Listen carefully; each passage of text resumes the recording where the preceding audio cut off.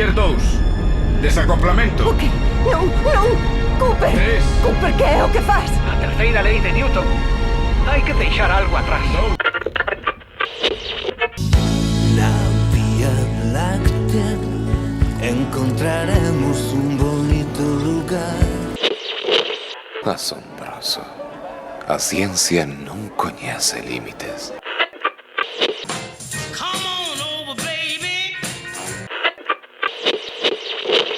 Acaba de sintonizar vostede Baleiro Perfecto.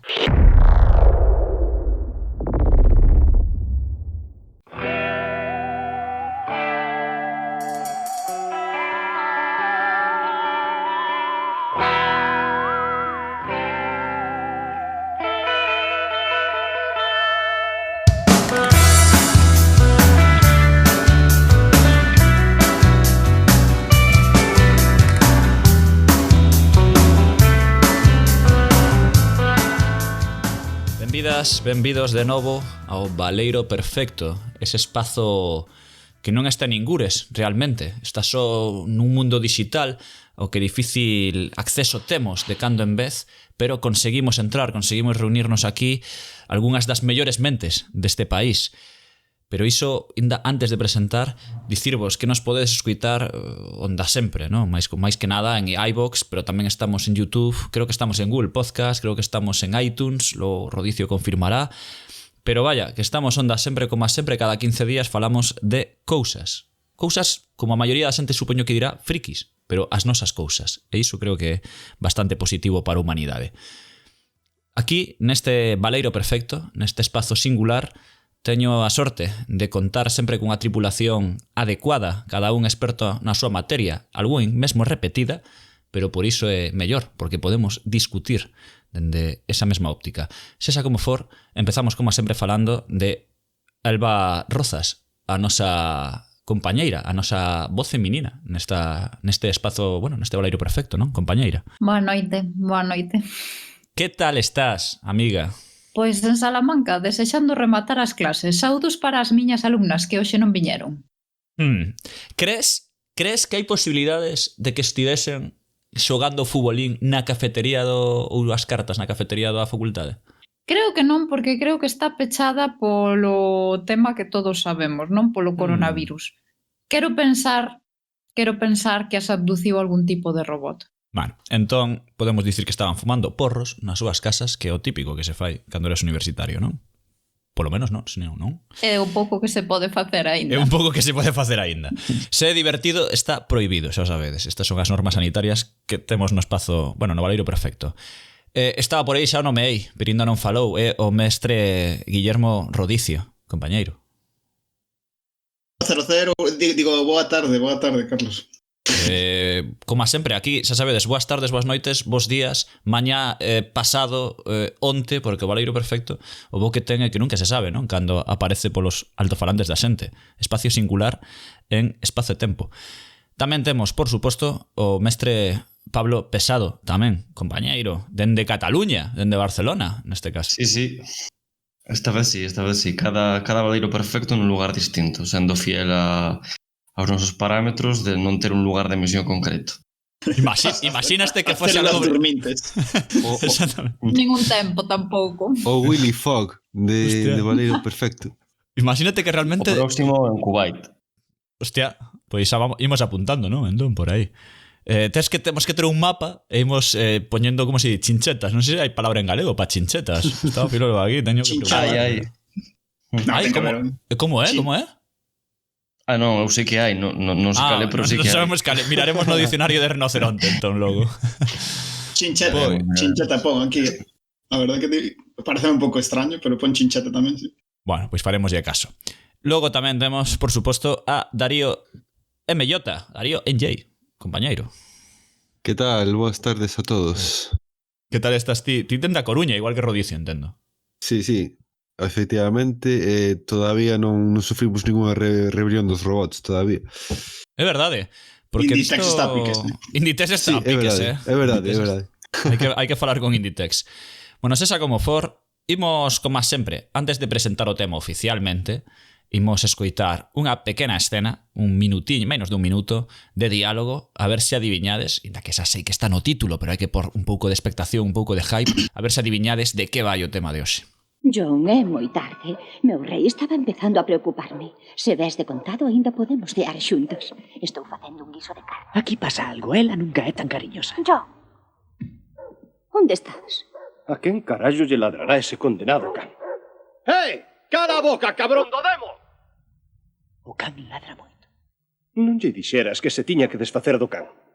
John, meu rei, é tarde. Por favor, non me deas desgusto. Xa estará ali. Cariño, estás ben? Estou aquí. Sí, estou ben. Estás seguro? De verdade que estás ben? Como se chama o can? Max. Oiches, Janel. Que lle pasa a Wolfie? Non para de ladrar. Que ten? Wolfie está ben, cariño, non ten nada. Onde estás? Os teus pais adoptivos morreron. E sí, exactamente, imos falar de máquinas malvadas, de Men Machine, de IAs que nos queren destruir ou que nos queren matar ou que xa nos destruíron, dependendo do salto temporal que fagades. Hoxe imos falar de robots, androides, imos falar de maquinaria pesada, esa que quere acabar connosco. Ás veces sen sabelo, ás veces sen ser conscientes e outras veces pois bastante conscientes, todo ese sadito, depende do robot do androide Daya que escollamos. Xa se ve, entre cables andaremos, entre ferro e metal, non? Un pouco así de... Imos ter que sacar o título de enxeñeiros, hoxe, creo eu. Pero antes de pasar a definir a historia, porque eu creo que todos nese espectro de título, non? De titular, de máquina malvada, creo que todos xa temos unha idea. Antes diso imos contar, como sempre, algunha historia persoal, algunha anécdota que teñamos coas máquinas malvadas da nosa vida. Principalmente as nosas primeiras veces ou as segundas, as terceiras, as cuartas, as décimas, non sei. Mesmo incluso, se queredes, podemos falar da Superliga, que xa non é Superliga, pero podemos falar, se queredes, incluso desa máquina malvada que é Florentino. Empezamos, como sempre, por Alba, que sempre ten algunha historia que comentarnos. Alviña. Pois non sei, eu estive pensando, eu creo, claro, eu é que son moito máis bella que a vos. Non, eu estive pensando que a miña primeira experiencia con robot foi na Game Boy, seguro. Na Game Boy, e eu creo que Mega Man, nalgún xogo dese tipo. Que os malos eran robots, que o protagonista era Mega Man, entón era medio home, medio robot.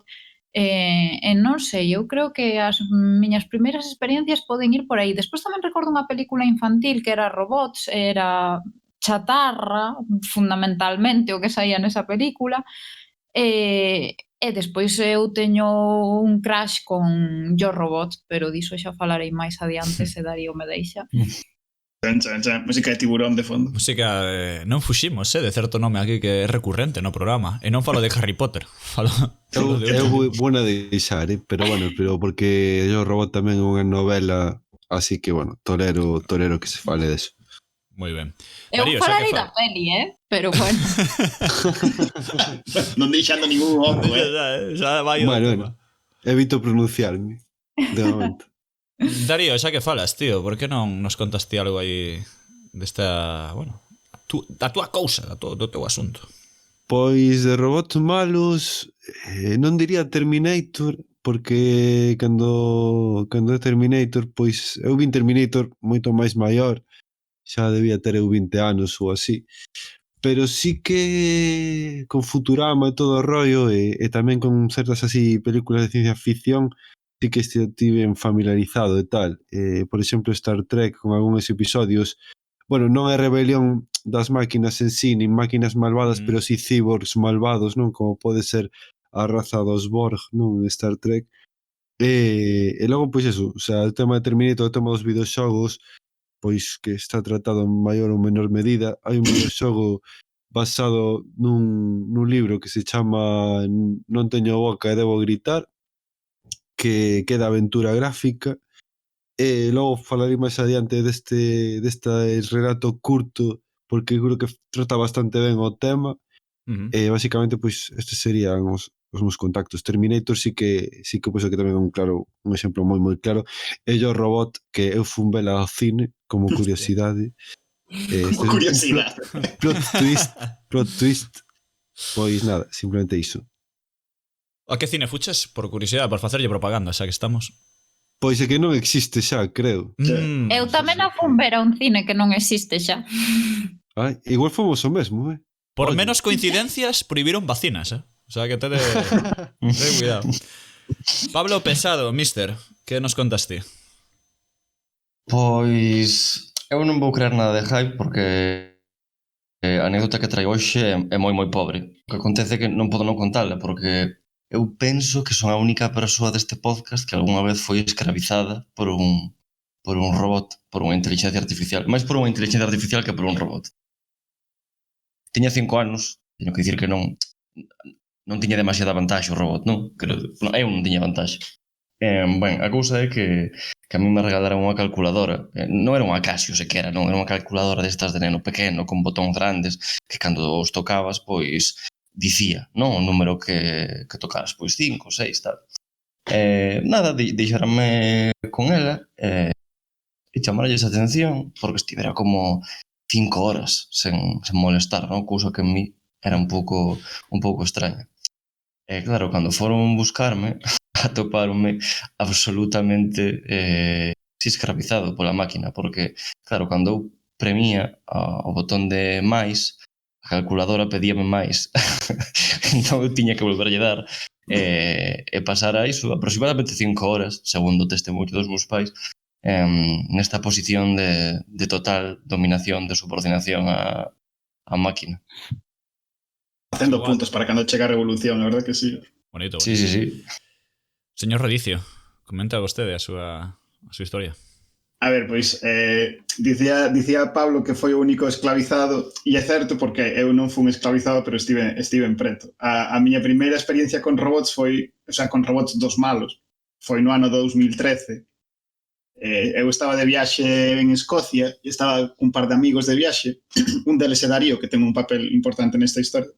E xusto un par de semanas antes de marchar de viaxe, eu mercara o meu primeiro móvil así smartphone. O sea, recordo que era o meu primeiro móvil que tiña WhatsApp. Porque eu sempre fui un pouco reticente a todo o tema de... En xeral coa tecnoloxía sempre me gusta estar como 2 xeracións por detrás, como estar na retaguarda, de alguna maneira. Entón, pois, mercar o primeiro móvil, bueno, un pouco por necesidade, tamén ibas marchar de viaxe e tal. E estábamos en Escocia e resulta que o móvil descubro que en Escocia que me estaba cobrando roaming todo o tempo, como se estivese intentando conectar todo o tempo. E non había maneira de evitalo. Estando de viaxe, de feito, fomos un par de tendas e parecía, en a tenda o móvil deixaba de cobrarte o roaming, pero cando saíamos pasaba un anaco e volvía a cobrar. E, joder, me estaban chegando, o sea, entrábamos ao banco e me estaban cobrando un montón de diñeiro. Claro, tampouco podíamos parar a viaxe, pois porque tiñamos as cousas reservadas e tal, estábamos viaxando en coche dun sitio cara a outro, entón, pois, non podíamos facer nada e o móvil iba cobrando cada vez máis. E chegou un punto no que deixei que o móvil, o sea, apaguei o móvil, tiveno todo o día apagado e ainda así me cobraba roaming. O sea, encendíase solo, facía cousas raras, aparecía en sitios onde eu non o deixara, ata o punto xa extremo en que estábamos en Inverness e estábamos dormindo e eu xa tiña sempre o móvil apagado constantemente, xa non o encendía nunca. Pero de noite recordo que Darío me veu despertar, estábamos dormindo na casa de unha señora, porque dormíamos como en hostels, e ali os hostels son como habitacións alquiladas, e dormíamos en habitacións separadas, e eu recordo que eu dormía como en habitación dunha cativa pequena, e Darío me entrou, Guillermo, joder, levántate. E era literalmente o meu móvil que se estaba rindo, o sea, en voz moi alta, no piso de abaixo. Ja, ja, ja, ja, ja, ja, ja, ja, ja, ja, ja, ja, ja, o sea, todo o tempo, sen parar. E saímos, tirei o móvil contra a estrada e Darío co coche atropelouno. E escoitamos como a risa va pouco a pouco. A risa era como a de Loquendo, todo hai que dicilo. E así foi como salvaste esa humanidade. E así foi como evitamos ser dominados polos robots malvados. Estivo moi ben porque en ese momento o robot malo, que era o móvil, e o robot bo, que era o coche. O sea, tivemos as dúas partes da tecnoloxía. Efectivamente.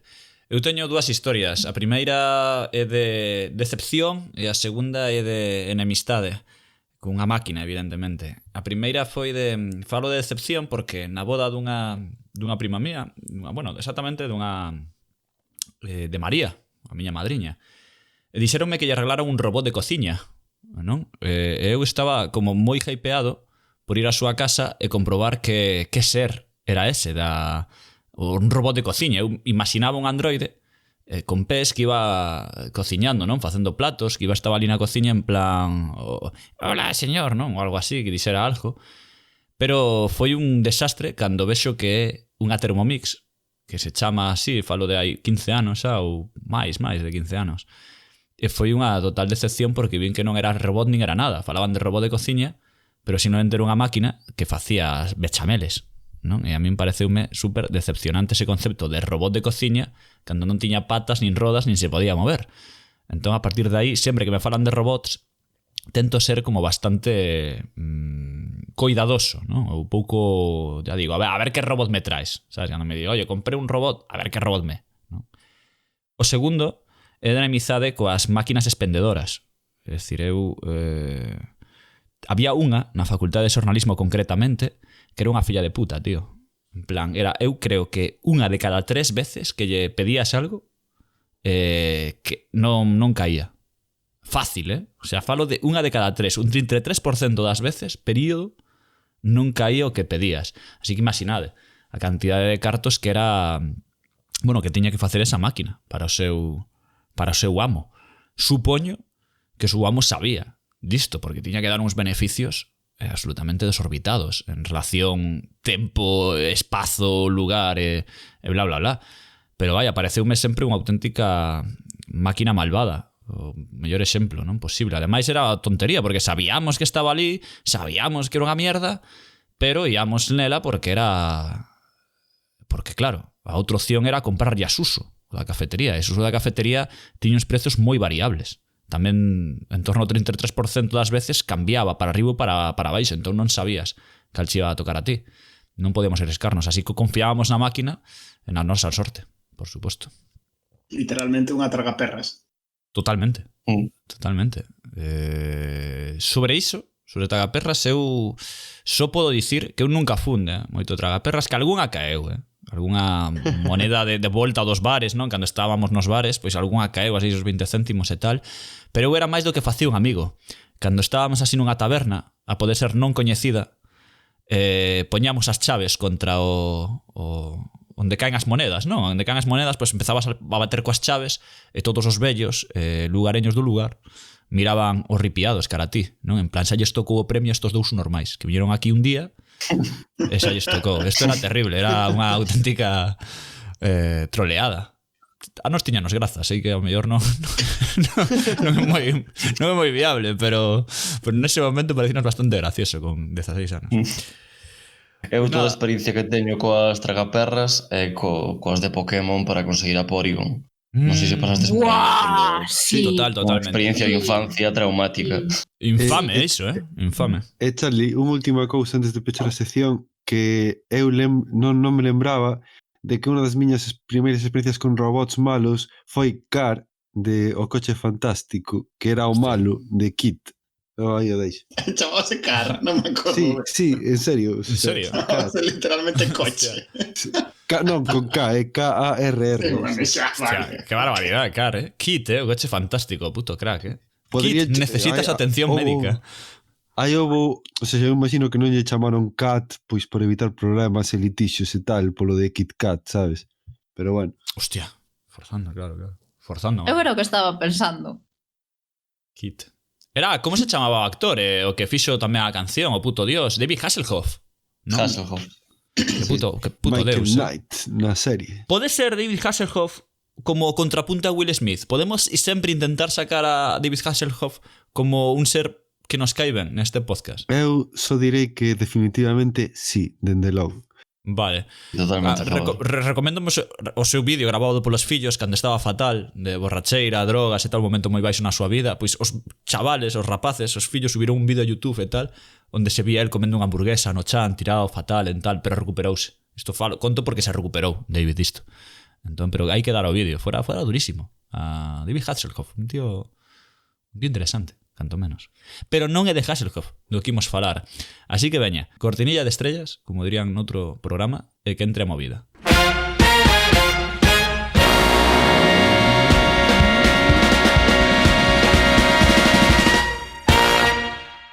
E hai que falar, hai que definir isto, non? Porque cando falamos de máquinas, cando falamos de robots, falamos tamén de androides, falamos de inteligencias artificiais, pero sobre todo eu de primeiras, pareceme interesante o mellor aportar unha definición simplemente do que é unha máquina, non?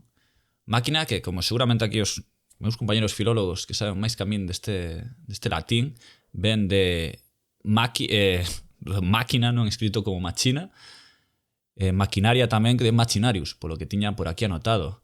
Unha máquina, conxunto de elementos móviles e fixos, cuxo funcionamento posibilita aproveitar, de algún xeito, regular ou transformar enerxía e realizar un traballo cun fin determinado. Esta é a definición do libro de tecnoloxía de terceiro da ESO, que todos tivemos en algún momento da nosa vida. E máis que nada, recordaredes que se divide en máquinas simples, panca, non? Típico, polea, en máquinas compostas, onde xa entrarían os motores, máquinas máis complexas, etc. Eu creo que, nun sentido práctico, podemos entender as máquinas como mecanismos que nos fan a vida un pouco máis doada ou intentan facer traballos que nos normalmente non queremos ou nos resultan pesados, non? De algún xeito podemos tirar por aí.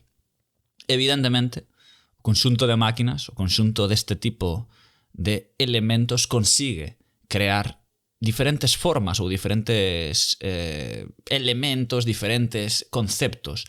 E un deles, sen dúbida, eu creo, o do robot, non? Aquí teño tamén unha anedota persoal que contar, non? Porque robots tamén a maioría da xente automáticamente pensa no robot bípedo, no robot Terminator, no robot intelixente, non? O sea, agrega automáticamente unha IA e todo isto, unha forma humana, ademais. Robot, acórdome tamén de cando entrei en Citroën a traballar na PSA de Vigo, lembro que me dicían, non, tes que ir por ali e sabes os robots. Eu dixen, hostia, hai robots aquí, que guai. Pero claro, era simplemente unha máquina que era un brazo mecánico que colocaba os parabrisas dos coches, non? Dun xeito milimétrico e absurdo. Era unha maravilla velas traballar, e por certo, era unha pasada. E iso tamén un robot, non? Un xeito xa programado para que faga unha actividade realmente complexa ou interesante. E sobre todo cunha, bueno, xa vos digo, velos traballar os robots en certos tramos da cadea era brutal porque móvense a unha velocidade e cunha precisión que, bueno, é como para sentirse orgulloso, casi. Sen habelos creado, pois é para sentirse orgulloso deles, non? De hasta aquí chegamos que podemos facer coches só con os brazos mecánicos, que non é certo porque hai tamén persoas, por suposto, por ali na cadea e tal, pero vaya, sorprenden. É dicir, un robot, e isto é interesante porque xa afondamos un pouquiño no que ven sendo un robot, non ten por que ser o concepto este de robot bípedo, robot intelixente, robot que camiña, robot demasiado avanzado, non? Algo de ciencia ficción, case entramos aí. Cousa que sí é, como digo, é o androide. O androide sí é a súa definición propia, polo que puiden ver e anotar estes días, vendada polo tema humano. Son robots con forma humana ou antropomorfa, non? Que se diría por aquí. E ademais tiña por aquí algo que eu xa non me acordaba, porque perdera esta palabra estaba esquecida na miña como se di? Na miña cabeza. Pero dicirvos que o androide puramente, normalmente, se non cambiamos nada, é masculino. E son as ginoides a que ven sendo androide feminino. Vos sabíades isto? Eu xa non me acordaba desta movida. Home, ten sentido polo prefixo andros. Efectivamente, claro. Home, claro. Eu sempre que dixo androide lembro-me da canción do Xabarín Club. Non sei se eu son un androide, eu son un robot. Efectivamente. Teño un defecto, teño corazón, sí. Efectivamente. Que logo podemos falar da letra desa canción. Falaremos. Pois nada, dicíamos androide, robot antropomorfo, non? Forma humana, e que ten simula de algún xeito aspectos da conducta de maneira autónoma, é dicir, ten certa intelixencia. Primeiro termo mencionado por primeira vez por Alberto Magno en 1270, que nos imos bastante atrás, pero tamén é certo que, máis que nada, foi popularizado polo francés Auguste Billiers en súa novela La Eva Futura, que non sei se vos sora, supoño que un pouquiño sí. Aquí empezaría a haber moito debate, non? Ou moita historia, ou a topar androides que mellor non sabíamos, non? Podo plantexalo, non? Directamente a vos, interpelarvos xa. Frankenstein, de Mary Shelley, é un androide Frankenstein ou non o é? Para min non, Para min. Para min tampouco, Dios, pois estamos de acordo, daría máis eu. Ui, A ver, isto- eu neste caso penso que non hai moita discusión porque, de feito, un dos nomes que recibe o tropo da rebelión das máquinas é o complexo de Frankenstein. Entón, partindo desa base, temos a autoridade do noso lado para dicir que sí, é un, A mí tamén sí. é un robot. Eu- Feito de carne, eu estou con vos, outros materiais máis raros hai. Eu estou con vos tamén. Aí digo que sí é robot, pero logo poderemos seguir tal. E por último, comentarvos así a modo introductorio, logo seguiremos falando, xa lle dou, por exemplo, paso a Alba, non? Que ten aquí algo interesante que comentarvos. Pero que é un IA, non? Inteligencia artificial, das siglas AI, non? En inglés. Cando falamos de inteligencia artificial, perdón, falamos de inteligencia non natural, que parece, dices, evidentemente, ¿no? Evidentemente. Pero é interesante porque ás veces tamén tendemos a pensar en inteligencia artificial como algo moi, como diríamos, moi de ciencia ficción ou demasiado complexo, ou de novo nos metemos nun futuro onde hai que pensar exactamente. É realmente moito máis simple, non? A inteligencia artificial case moitísimos procesos de computación que usamos todos os días das nosas vidas consideranse inteligencias artificiais, non puro e duro, dende, por exemplo, o chisme do calquera aparato do móvil, non? Ou mesmo YouTube, que ten ahora mesmo xa non é algoritmos, senón que son redes neuronais que traballan como unha inteligencia artificial para ofrecer os vídeos que les creen, non? Esta inteligencia cree que pode interesar.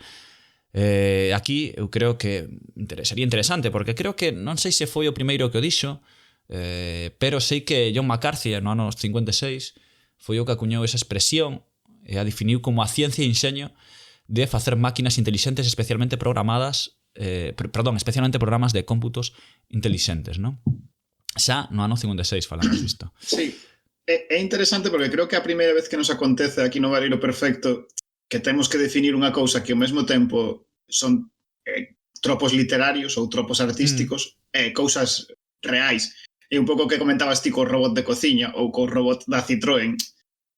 Son robots, pero porque convencionamos a palabra robot para referirnos a eles, pero non son robots. Non hai nada que intrínsecamente diferente ao robot da Citroën e ao martelo. Quer dizer, é simplemente unha cousa que nós construímos para que faga unha cousa. Sabes? Mentras que... Claro, sí.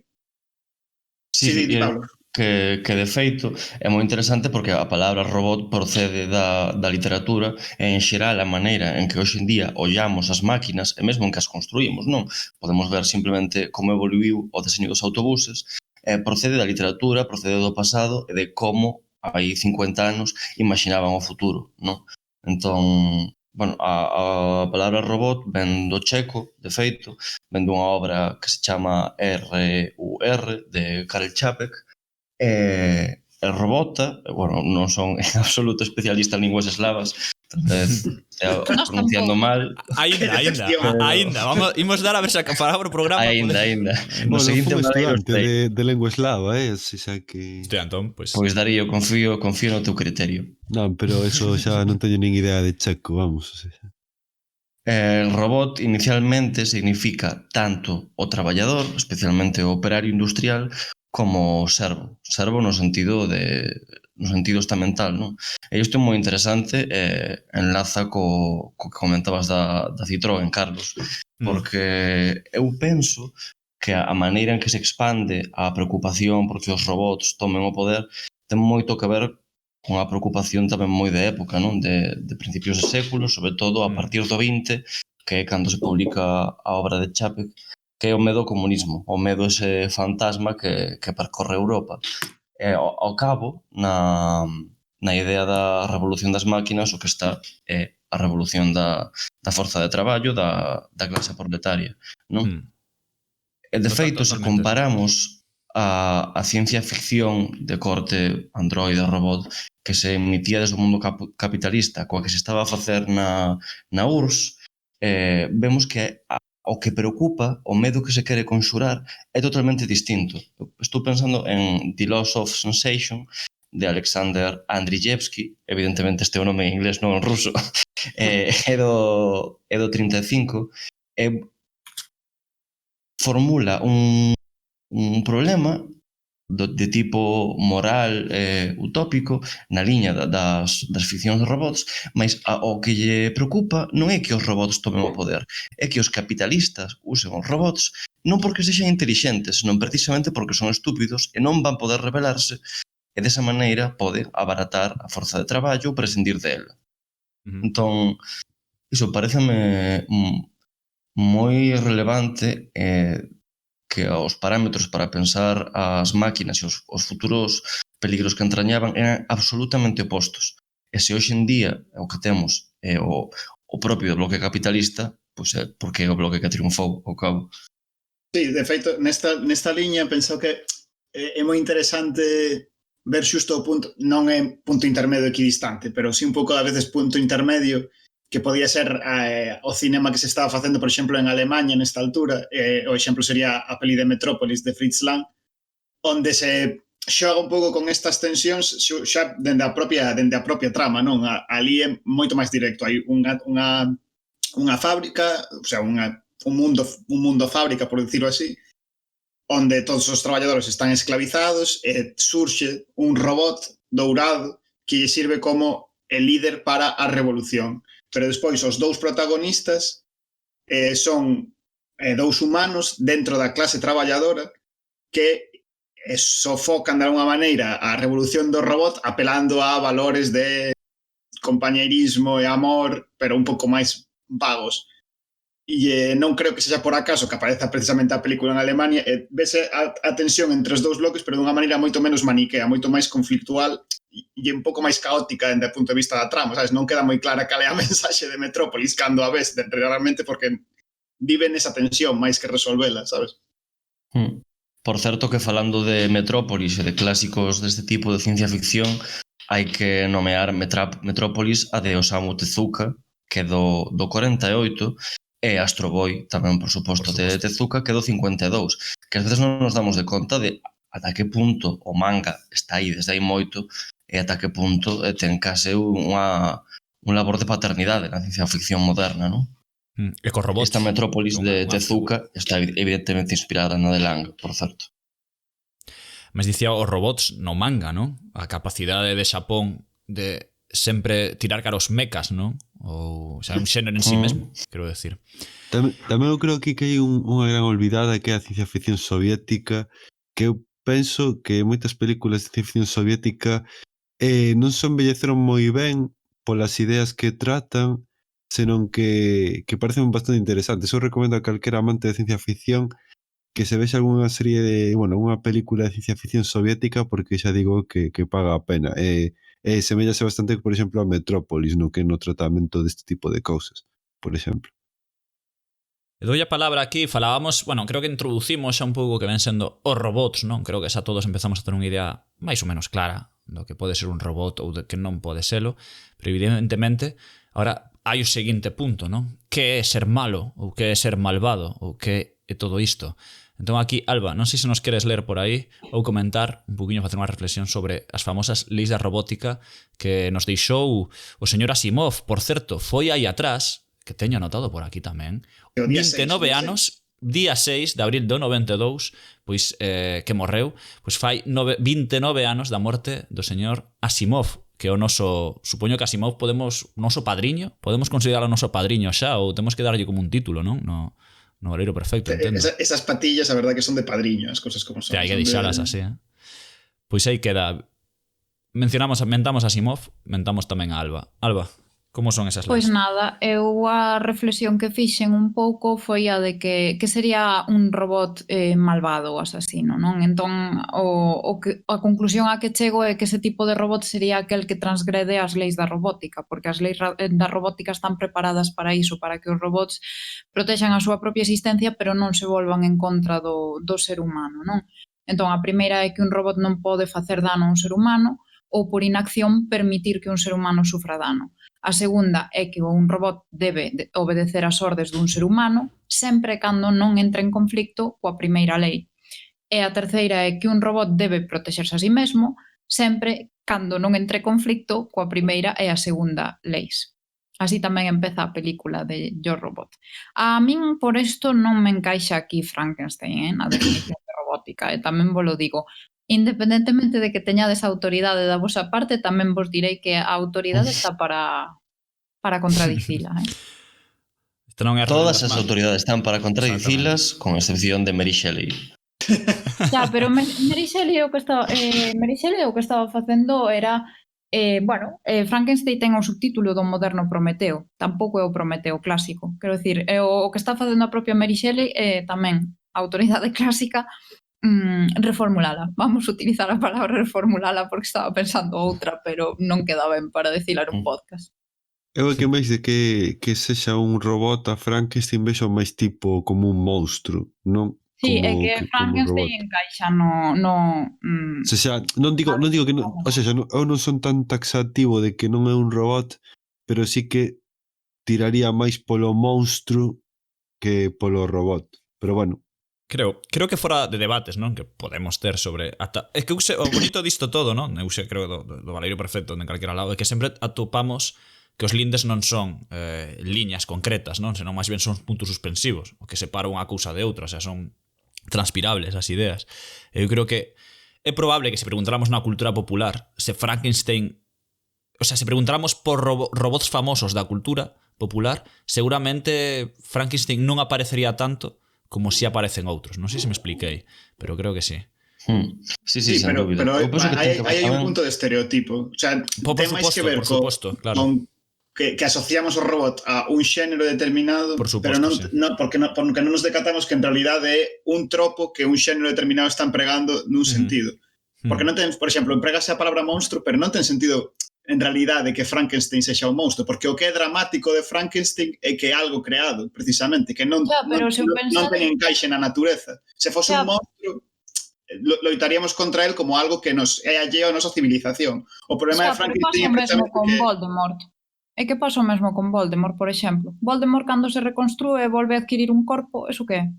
Sorpréndeme é unha persoa humana con implantes, pero non ten nada que ver. Sorpréndeme que acabamos de conseguir meter Harry Potter Dios, en máquinas malvadas. Temos que superar isto. O sea, estou flipando de que conseguiramos metelo.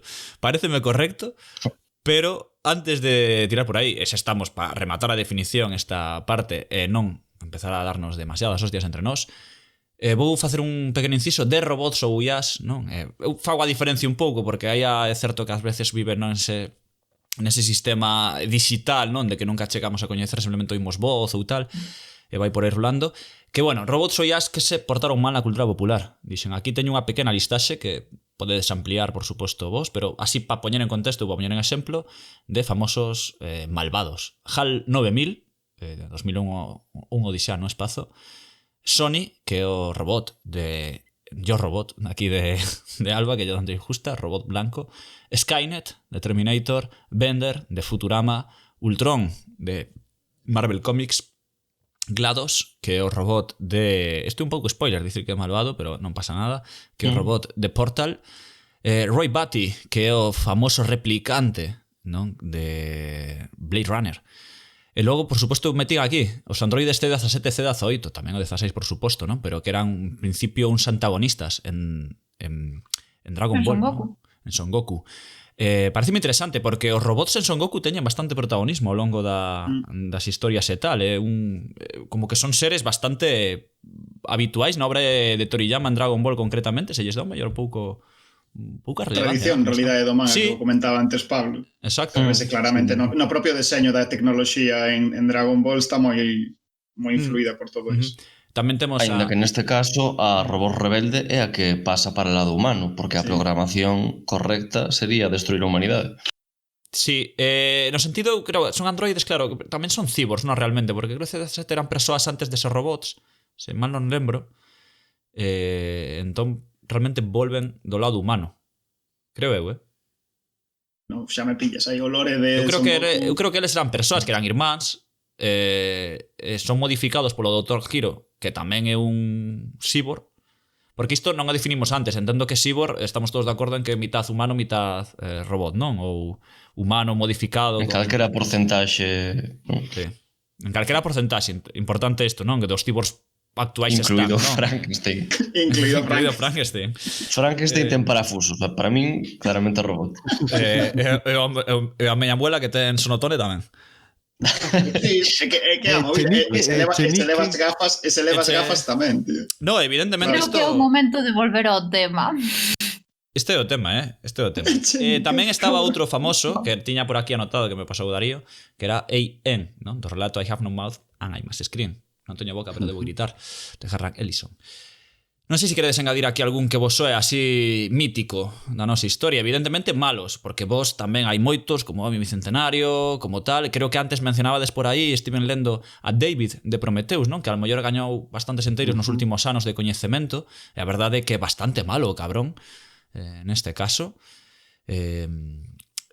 Tamén mesmo aquí podería, ahora que eu penso, xa de Alien falando, non? Os robots en Alien, na cultura de Ridley Scott, ou na saga de películas Alien, a verdade é que soen ter un papel bastante interesante, ou bastante que nunca sabemos moi ben de que pau van ir ou de que lado van caer. E sempre hai como certo, os meus protagonistas teñen certo resquemor cara a eles, certa desconfianza inicial, sempre. Pero bueno, decía, pues é un pouco extraño, porque parecía que ibais sobre, o sea, Alien, digo, o sea, que sí. nas primeiras películas os robots parece como unha especie de subtrama B na que, bueno, o sea, é guai porque dá para un par de momentos de efectos especiais, pero non vai ser o tema da película. E despois en Prometheus é o tema da película e o que é a trama B son os aliens. Sí, totalmente. Bueno, máis en Covenant eu creo que en Prometheus, pero sí. Sí, máis en Covenant porque, bueno, facendo spoilers, no, ao final é que... Pero tamén hai un postura aí do creador creando, no? O sea, volvemos ao tema de Dios, volvemos ao tema religioso que está toda a hora de Ridley, pero ademais aquí como descaradamente en Covenant, eu creo que incluso demasiado pouco tapado. Sí. O sea, sí, desde logo o que está en foco en xeral en Alien, pero de maneiras distintas en todas as películas é a relación entre creador e creado, non? Prometheus, evidentemente, devolvenos ao mesmo ámbito de cuestións, de mitoloxía clásica, de Frankenstein. Eu quería precisar unha cousa, Charlie, que no que dixeches de I.A.M., eso es de... O sea, ese nome está feito polo de I am en inglés, non? En plan de ergo sum, non? En plan de... Un pouco, pois, ese de... Eu son unha persoa, non? Como ordenador o ter... Computadora o ter, pois, conciencia propia, pois, ponse ese nome, non? Que logo está baseado nunhas siglas e tal, pero ponse ese nome, pois, como que un ser, non? Unha vez adquire o que é a conciencia. Por certo, que ti estabas a mentar o cogito e non se sabedes que Descartes tiña un robot. Isto é unha cousa que se di, pero a filla de Descartes morreu cando era nova e el fixo que lle construísen un autómata. Podedes imaginar o que eran os autómatas na época de Descartes. E dis que a levaba nunha caixa consigo nas súas viaxes e que a trataba como a súa filla de verdade. Hostia. Que maravilla, ¿no? Eso explica moitas cousas de Descartes. Sí, un montón de cousas. Bueno, necesitábamos máis probas de que estaba zumba. Esa imaxe vai sustituir ao meu ex nos meus pesadelos.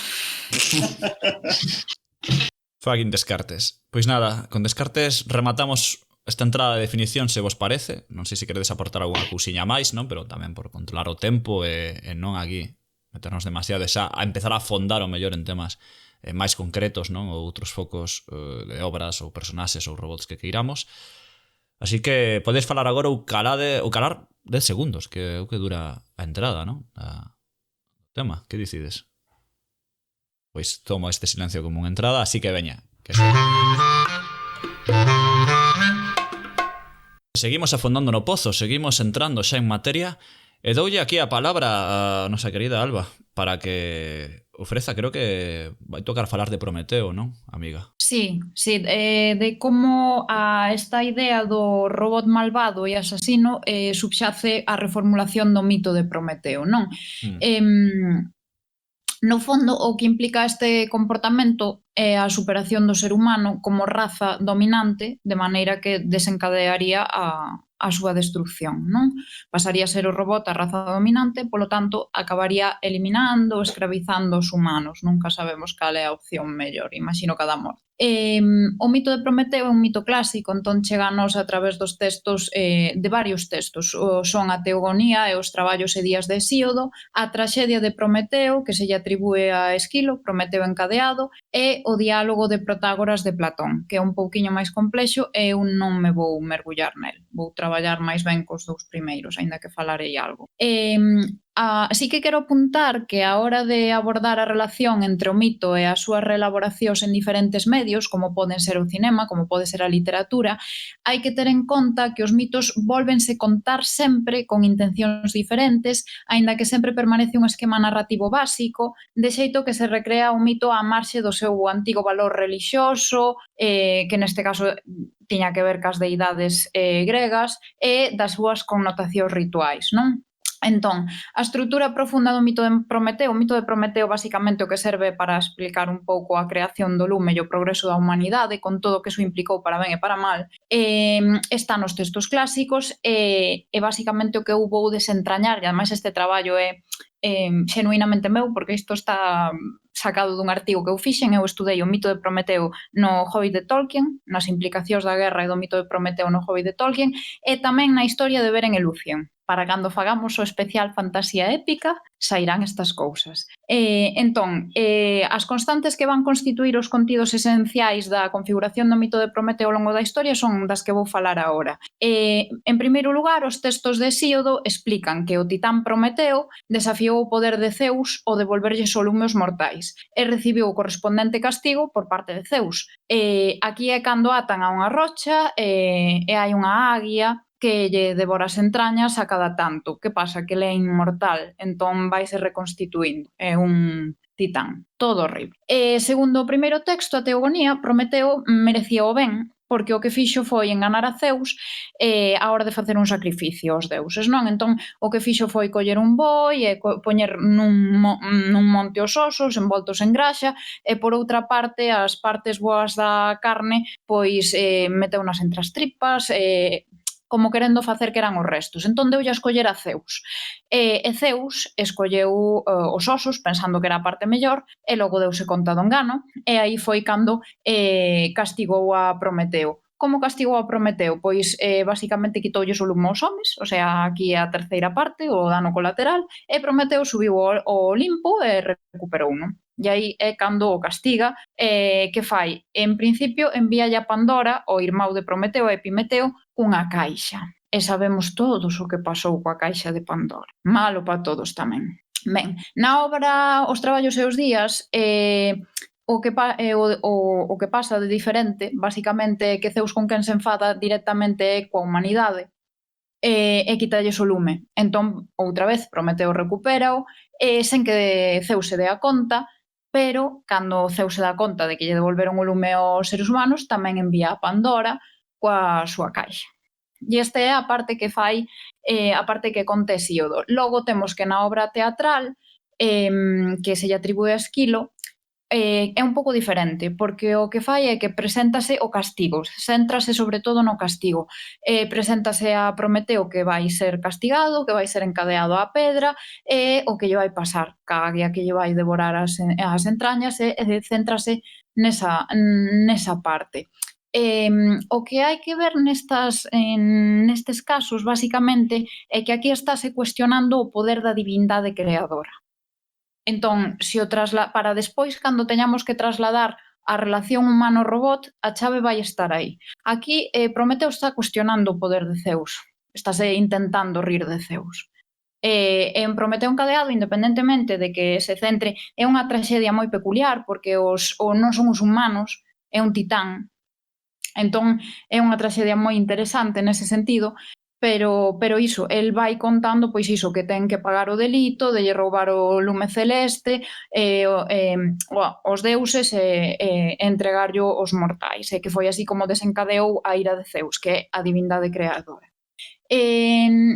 Nesta obra sí que aparece a águia, que antes non aparecía, que é a que lle devora as entrañas, como é un titán inmortal, super guai, pois rexenérase, pero eso non lle quita o dolor todos os problemas. E despois, por último, no diálogo de Protágoras de Platón, que este texto xa é diferente, porque Platón, ademais, dice que os deuses que lle encargan a Prometeo e o seu irmán Epimeteo que distribúa os dons para as distintas especies que van poboar a terra, non? Entón, Epimeteo asome a tarefa, non sabemos o que estaba facendo Prometeo nese momento, probablemente nada bo, entón Epimeteo fai non mal. O que fai é repartir os diferentes dons entre as diferentes especies para que non se maten entre sí e ao chegar aos humanos xa non lle quedan dons. Entón, para compensar iso, o que fai Prometeo é roubar o lume celeste e ser castigado por a conta diso. Entón, dicir que é un mito fundacional da condición humana e que ten como constantes ou invariantes que se manteñen á marxe da interpretación de cada época e sociedade. Isto está tamén en Frankenstein, pero non o vou desenvolver, que son o roubo, o engano e o castigo. Entón, despois, cando fale das películas de Yo Robot, de Ex Machina, que quero falar, xa vos conto un pouco máis. Pero hai que quedarse ca chave esa, que basicamente é cuestionar o poder creador. Xa superpoñerse á inteligencia creadora. Un apunte É moi gracioso que traes, tío, de Prometeo cando estabas contraargumentando antes, eu parece a min, Pero non está claro que é a mesma historia contada unha e outra vez. Quero dicir, Prometeo a historia de a natureza humana ten un participado divino e as historias de robots son que as creacións humanas participan da nosa natureza. A reformulación do mito de Prometeo, por exemplo, é a historia de Xesucristo. E iso non implica que Xesucristo sexa un robot. A reformulación do mito de Prometeo, por exemplo... É que a reformulación non é tanto que Xesucristo sexa un robot, senón que aí a relación de Deus, o sea, é a mesma que no caso de Prometeo, que nós nos relacionamos con deuses, mentras que nas reformulacións cara a robótica é que nós somos os deuses e as nosas creacións son cousas. E nese sentido, a historia de Deus, de Jesucristo, sería Prometeo, e no caso de Mary Shelley, Jesucristo sería o Dr. Frankenstein. Sería a mesma historia. Sí, eu esa parte entendo, pero eu teño problemas para asumir, por exemplo, que Frankenstein ou Voldemort cando volve, por exemplo, que sí que me parece outro Frankenstein realmente, teño problemas para asumir que Frankenstein nace con conciencia propia. Pero porque ya das ti, o sea, non é o mesmo exactamente. Pero este é un debate... Sí. É un debate clásico en xeral dos robots. Ata que punto as partes do corpo ao substituílas crean unha nova integridade. Nier Autómata, por exemplo, non? É o típico eu creo que non dilema de sustituir as partes do barco, ata que punto é o mesmo barco ou non. Eu creo que non é o mesmo que xa concibas unha criatura que ten conciencia propia e que concibas unha criatura como un robot. Que creo que nun inicio non hai esa intencionalidade. Non sei, entón eu robot non conta. Porque tiñan conciencia, o tema que estaban dominadas por certas reglas de programación. Non, tiñan conciencia dous. Pero non. O que importa realmente para definir un robot hoxe en día, que iramos ou non, é a superficie de metal. Quero dicir que moitas veces, por moitas definicións formalistas que fagamos, o que acaba funcionando é cousas máis de superficie, non? Entón, é Frankenstein ou non un robot? Vai depender moito de que definición manexemos. Falta a chapa. Un momentiño, perdón, Darío. Deixamos o tema Frankenstein, porque senón eu creo que hai moitas máis cousas que dicir. Este é un debate onde vos non vos estades a poñer de acordo, e isto non quero repetir o debate que está sendo agora mesmo na... como se di na televisión española, que o de Madrid, ali tampouco seguro que se están a poñer de acordo, pois aquí como vexo que ningún de vos se vai poñer de acordo con ela di que non, di que sí, eu podo tamén dicir que sí, pero tampouco é plan de perder demasiado tempo dese Frankenstein ou non robot. Digo eu, isto digo eu con todo como que salta na pelexa e vai recibir un par de hostias, pero polo menos se parou a pelexa dos pobres homes. Pero eu só queria dicir unha cousa que dixechedes que Jesucristo non era un robot. Hai unha canción que nun vídeo de internet bastante coñecido no seu momento, con relativo éxito, que se chamaba Jesucristo el robot del futuro. É un temazo, eu recomendo ello. Queda dito, queda apuntamento feito. Apuntamento lusófono, non? Como diríamos. Pablo, compañeiro, creo que ti queres falar dun IA concreta, malvada, favorita. Sí, de feito enlaza bastante ben co que estábamos a falar, porque Eu, cando pensaba de que podíamos falar hoxe, non dáballe voltas a que podería ser a ficción sobre IAs malvadas do futuro, non? En que podría cambiar? Eu penso que unha idea bastante poderosa é precisamente a de abandonar esta relación polémica, prometeica entre creador e creado. E xustamente hai un xogo que se non me engano de 2016 que se chama Rain World. Para min non só un dos xogos máis importantes da década pasada, senón mesmo un dos produtos culturais artísticos máis potentes, ainda que non tivo moitísimo éxito, que foca estas cuestións de puntos de vista moi interesantes, non? Ringworld é un xogo posapocalíptico, protagonizado por un animal, e isto xa é moi interesante, non? Pensemos que, en xeral, as obras protagonizadas por animais adoitan ter un público infantil, na tradición de Esopo, do Pancatantra, en fin, da fabulística, mas que neste xogo, nun xogo sobre robots, o protagonista sexa un animal, ten que ver coa idea dun mundo poshumano, en que a humanidade xa non existe. Non? E non existe non porque as inteligencias artificiais se rebelasen, senón todo o contrario, porque cumpriron ata fin os seus propósitos.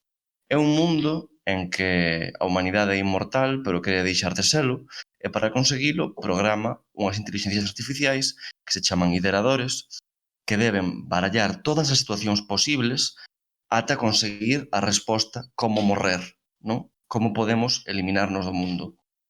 O que acontece é que acontece o que está a pasar hoxe en día tamén co Bitcoin e con este tipo de cousas, non? Que procesar toda esta información consome unha cantidade de enerxía tan grande que o ecosistema fica devastado a esta humanidade, que non é unha humanidade realmente, seres antropomorfos, desaparece e só quedan estas inteligencias artificiais eternamente pensando como morrer, mas son elas as únicas que fican vivas, non? Entón comezan a experimentar consigo mesmas, a desenvolver unha consciencia, mas xa non para eliminar ao ser humano que as creou, senón para morreren elas propias, non? E pareceme moi interesante este pensamento, non? Porque, bueno, un dos temas que xa saíron e que xa tocamos é como hai un medo fundamental neste tipo de ficcións a como pode ser un mundo en que os humanos xa non esteamos, non? Non só en que os humanos non esteamos, un mundo que nos creemos como un mundo de robots, mas que xa non nos precise. E penso que Ringworld pon isto en primeiro plano dunha maneira moi interesante. Eu recomendo moitísimo xogalo. Escribín un artigo sobre estas cuestións en a que cheira papá, un pouco de autobombo. Recomendo moito, como digo, xogalo porque penso que abre unha serie de cuestións que non hai outras obras que estean a tocar hoxe en día. Eu, de feito, do que falas do xogo, do mundo así posapocalíptico e tal, o exemplo que comentaba un pouco antes, o de I have no mouth and I must scream, que é, bueno, o sea, non teño boca e debo gritar, é un pouco unha idea moi semellante porque tamén está situada nun mundo posapocalíptico e tamén o que son os protagonistas da novela buscan formas, bueno, ao ser torturados ata extenuación, non? Pola máquina, torturados moitísimas veces, utilizados un pouco pois como o xoguete persoal da máquina que altera os seus corpos tamén, pois son un pouco como buscan pois como un pouco fuxir a través da morte, non? Entón o que fan eles ao final da novela, non sei se pode facer un spoiler ou non. Sí. Dalle. Pois ao final da novela pois mátanse entre eles, pois como, o sea, mátanse todos menos un, non? Porque non morre ao final, e a máquina pois é como que desesperada para evitar que o tipo se mate, pois transfórmalle como nunha masa inerte, non? E a novela pois finaliza cas palabras esas de non teño boca e quero gritar, non? Pois basicamente por iso, pois como a máquina na súa máxima perversión converte en algo que xa non é nin sequera un ser humano, ser unha masa informe que non se pode matar precisamente pois para seguir xogando con el polo resto da eternidade, non?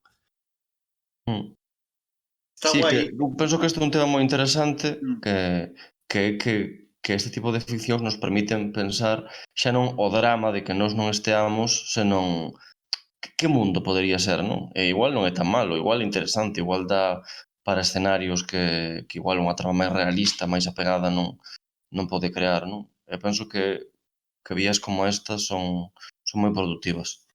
Sí, ou nos que non tes por que ter desaparecido de todo, pero igual xogas un papel máis secundario ou tes algún tipo de papel ritual nun mundo onde ti xa non eres o actor.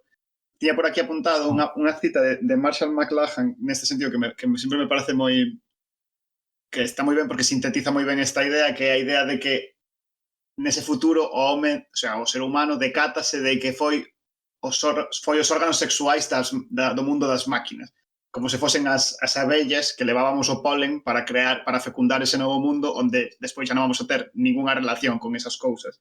Simplemente, de alguma maneira, de casualidade, xuntamos dous paus e se xerou un lume que despois xa non controlábamos. En ese sentido, penso, por exemplo, no que dicía, que se poden dar moitas iteracións de papéis curiosos nos que podes ter. Por exemplo, penso en Matrix, que se pode falar moito de a revolución das máquinas, a guerra das máquinas pola ecoloxía e tal, pero me parece moito menos interesante que a idea de que nese mundo os seres humanos estamos esclavizados polas máquinas, pero en realidade estamos esclavizados dunha maneira moi pouco verosímil, no sentido de que non ten nin pés nin cabeza esa idea de que crepopó Matrix de que a xente está como conectada a unhas especie de baterías e a túa enerxía carga esas baterías.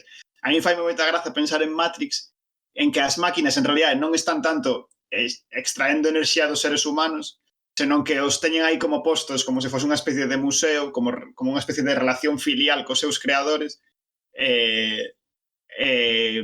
non por odio, nin por odio en concreto, sino máis ben como unha especie de conservación foron os seus creadores, pero dos que xa non poden extraer máis que simplemente, bueno, vivide nese mundo que vos simulamos para que esteades contentos, pero non temos ninguna relación con vos, sabes? Non vos precisamos, nin xogais ningún papel.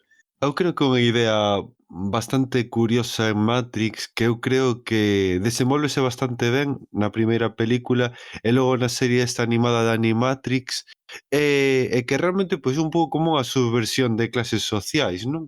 Porque se ti ves o que é a serie de Animatrix, as máquinas precisamente son as esclavas do ser humano, esclavas até o punto de que se lle negan os dereitos máis básicos como é a vida. E despois, posteriormente, estas máquinas inténtase liberar deste xogo que fai os seres humanos contra elas, crean un país novo, pero con toda a hostilidade da raza humana contra elas, que só querían vivir en paz, e isto finaliza pois no que é na guerra das máquinas contra o ser humano, en finalmente a esclavización do ser humano, non? Isto sería un pouco unha subversión de roles. A min todo isto me parecen variantes máis frouxas porque todo acaba sendo como unha especie de metáfora do racismo que me parece moito menos interesante. Quero dicir, sí, como se as máquinas fosen os negros dos anos 60 e copias toda a historia, sabes? Ata a súa liberación. Pode ser, e tamén un pouco o rollo este do que dá, bueno, a cova de Platón, no? Que é a idea central de Matrix, non? E todo o rollo. Pero bueno, a ver, dentro da esclavización que fan dos seres humanos non está tan mal, non? A ver, a mí o problema de Matrix é que yo vexo que é unha fumada importante. O sea, chega un punto. Sí. Quero decir, que non por mal, porque a mí eu creo que Matrix, non, a todos nos gustou moito a primeira película, ou polo menos a min, eu cando era rapaz, creo que Matrix estrenou en 97-98, todos flipamos con ela, non? Pola idea mesmo que propoñía da realidade. Eu creo que foi a primeira película coa que eu vexo dubido, non, da existencia, non? Como a moita xente mellor lle pasou co show de Truman ou con caralladas deste estilo, non? Pero logo eu recoñezo que se te paras a pensar un pouco como que decía Rodicio, non? Hai certas lagoas non mentais no plan dos robots, non? De manternos como pilas ou nos destruindo o ceo, arrasando este tipo de cousas que dis, bueno, igual a Sir Mas Wachowski, non? Fixilles un pouco das mans o guión con estas cousas. Por certo, mencionaches Animatrix, está moi recomendable a serie de Animatrix, porque expande moi ben, expande moito mellor o universo Animatrix que as dúas películas de dúas Reloaded Revolutions, ¿no? Que se lles vai un pouco das manos. A idea que estaba a propor Rodicio pareceme super interesante. A idea da humanidade como museo, non? Mas eu Sí. penso que se lle podería dar unha volta e que, de feito, iso está en Matrix, está en certas personaxes, non? O feito de que tal vez o que estean a facer non é tanto minar enerxía, senón visitar ese museo porque lles parecen máis atractivo as máquinas que aquel que teñen, non? De maneira que Matrix non é só un engano para os seres humanos, senón sobre todo un engano recreativo para as máquinas, non? Unha maneira de evadirse do mundo real en que viven, que é incomparablemente máis feo que ese mundo dos 90 se te fixas, de Matrix. Tanto os personaxes robots como os personaxes humanos, dos dous bandos encontramos exemplos que queren volver a ese mundo, ser reconectados a Matrix ou nunca escapar de Matrix. Falamos de, por exemplo, Perséfone, non? Ou o marido desto. O sea, había máquinas, como las chamaban, inteligencias, que decían quedar atrapadas, non? Ou o pai e a nai que queren salvar a filla e que queren estar en Matrix e vivir ali. Falamos de, creo que era Cifra, creo que se chamaba o nome así de cabeza, de que quería volver a Matrix. O das chaves, non é? Non, falo de Cifra do tipo que traiciona na primeira película do grupo. Sí, certo, sí. Que el quere ser... Sí, exactamente, que di, eu prefiro ollos que non ven, corazón que non siento, non? Prefiro ser reconectado aquí que vivir nesa merda de mundo, non? O sea, realmente gústame, sí, o tema da conservación, porque realmente as máquinas chega un punto incluso estrano, no que parece que si teñen esa función e incluso queren que sexamos medianamente felices nese mundo. Quero dicir, eles mesmos dicían, dimoslle... felices a noso xeito, o sea, de como vivíamos nós, non como queren que vivamos as máquinas. Explícome. Hai un momento en que o axente Smith comenta a Morfeo de que esta é a quinta Matrix ou algo así, non? Que dicían, porque tiveron exemplos de que eran mundos perfectos, en pobreza, sen ningún problema, pero que os nosos humanos rebelábamos contra esa realidade perfecta, non? Ou utópica.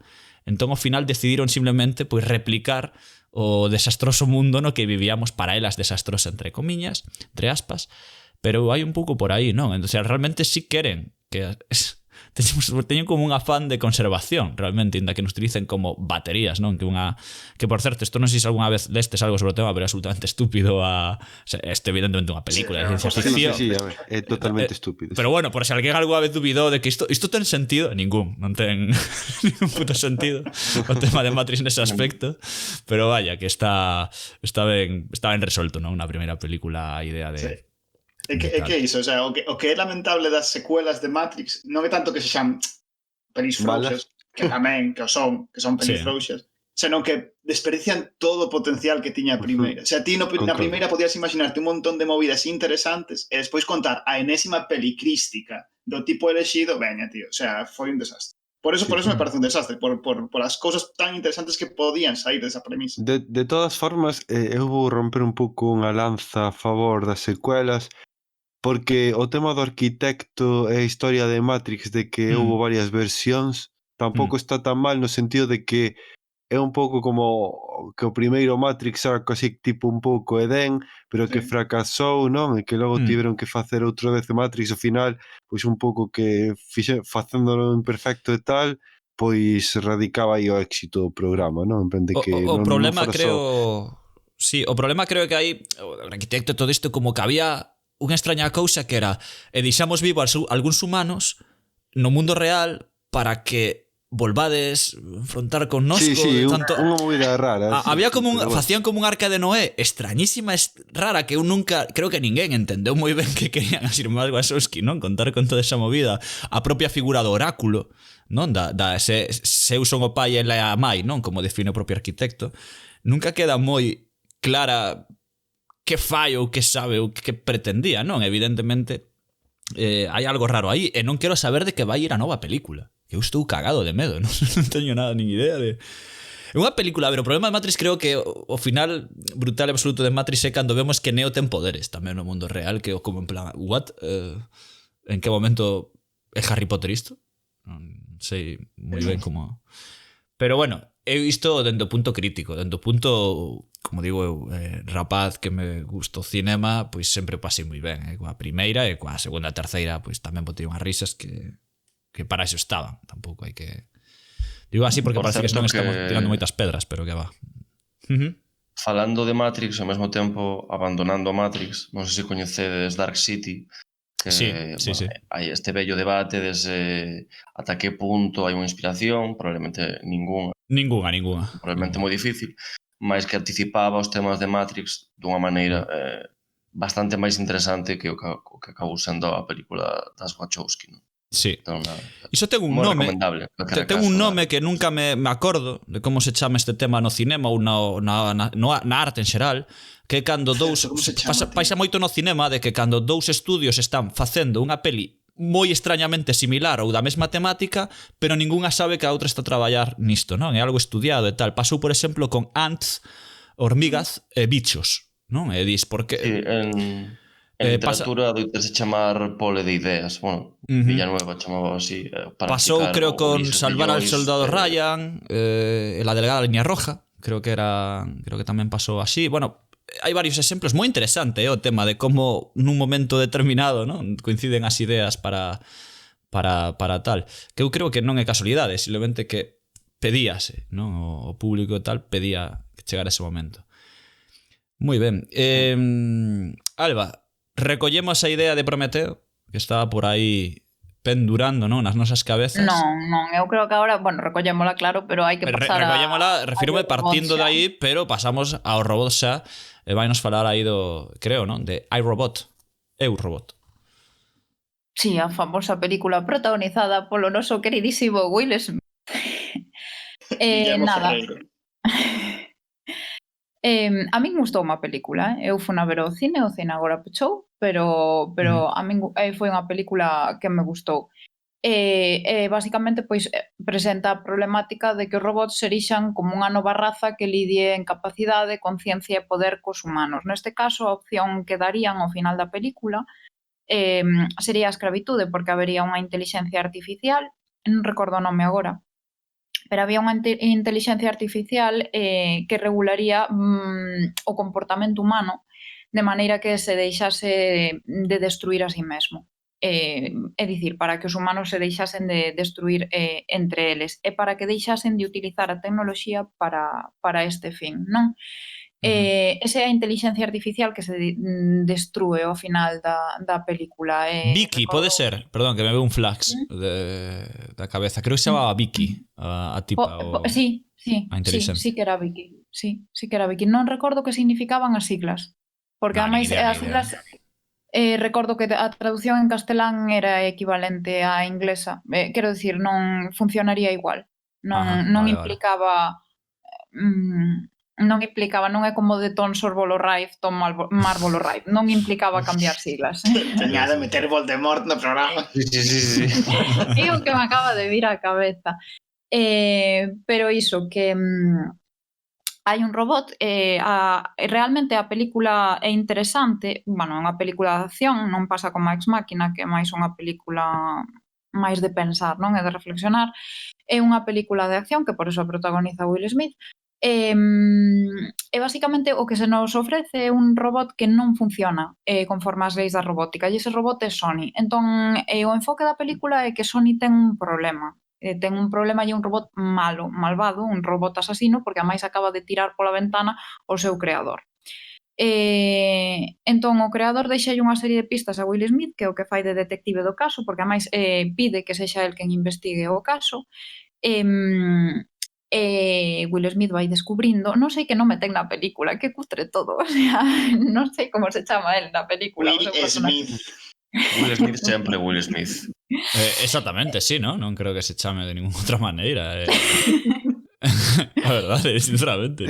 Xa sabedes a miña opinión sobre ela, así que non vou engadir nada máis. Bueno, chamase, por se o credes, por curiosidade, Del Spooner chamase na película. É verdade, o detective Spooner, sí. Sí. Dios, é que hai anos, teño que rever.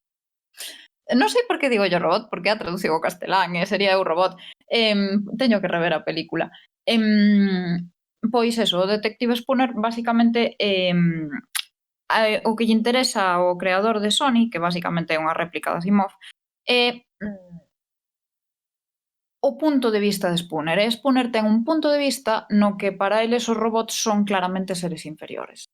E ademais, pois, a xente está perdendo esa conciencia de que son creacións humanas e que non deixan de ser lata e metal.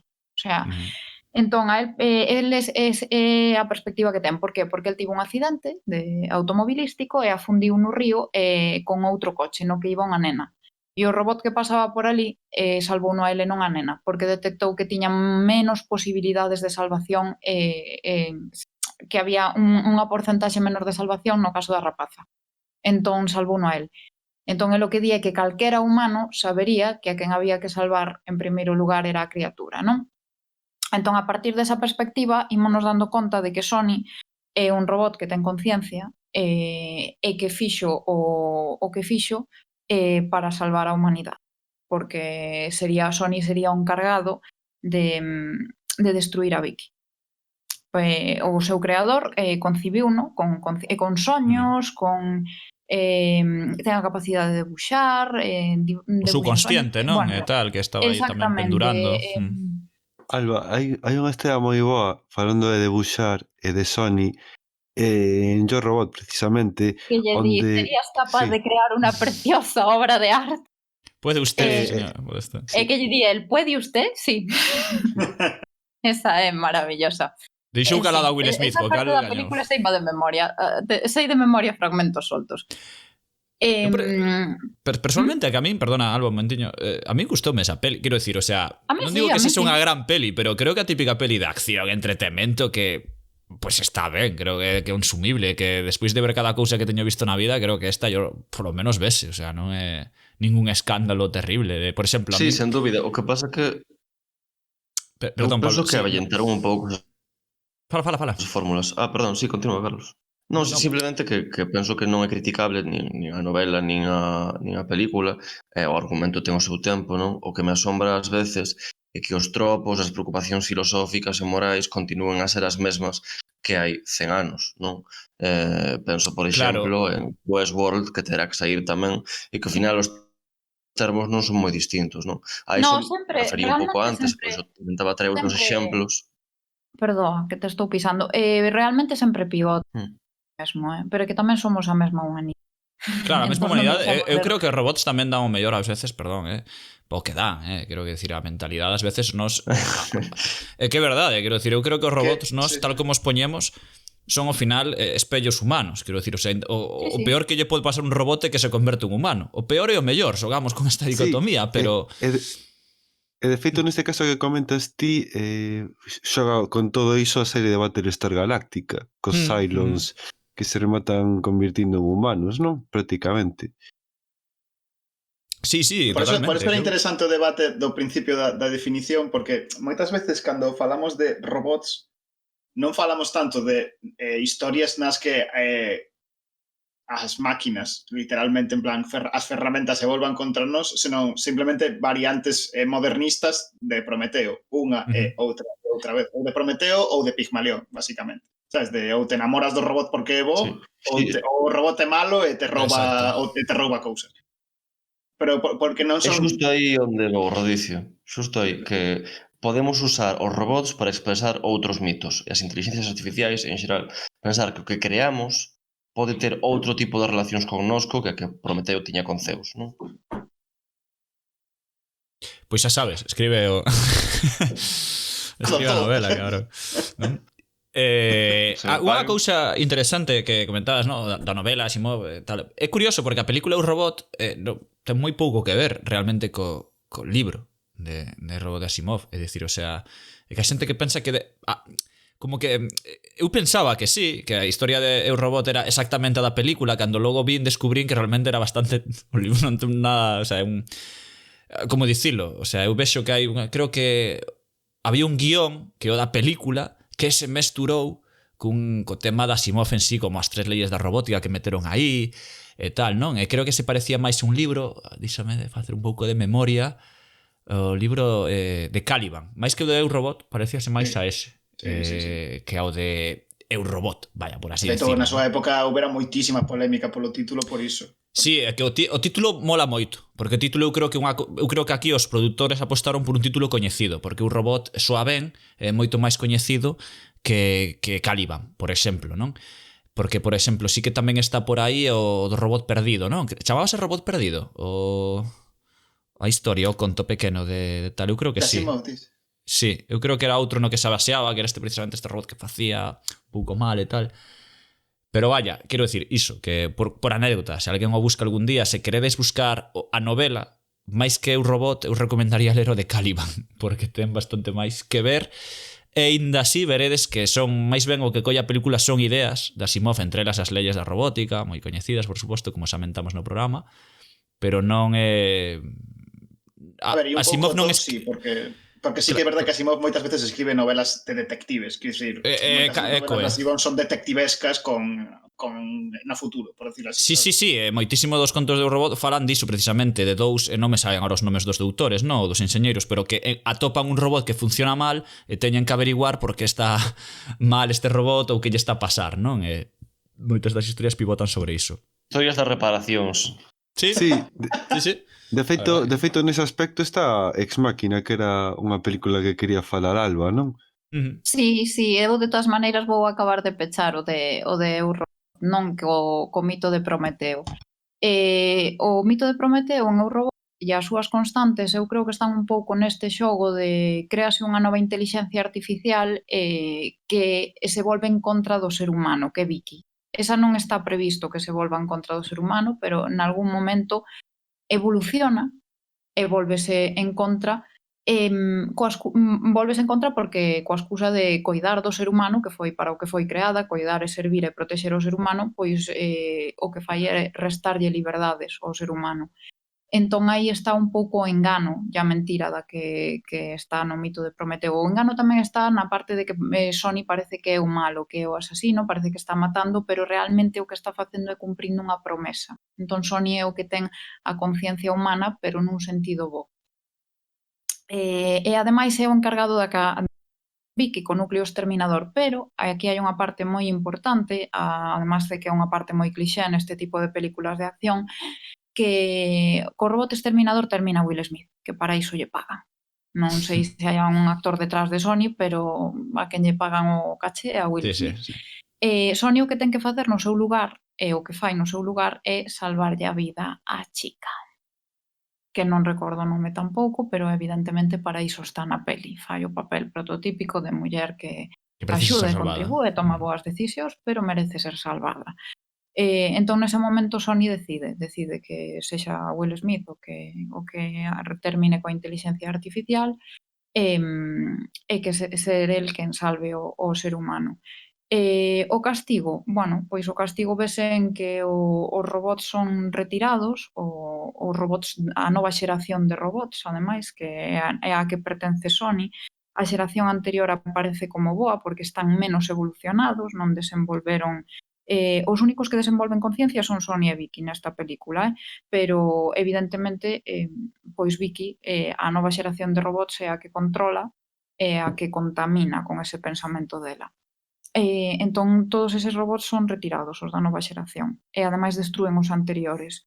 O único que queda libre, por así decir, é Sony, que ten que buscarse a vida e trazarse un novo camiño. E o creador ademais morre, ten que sacrificarse para salvar a humanidade.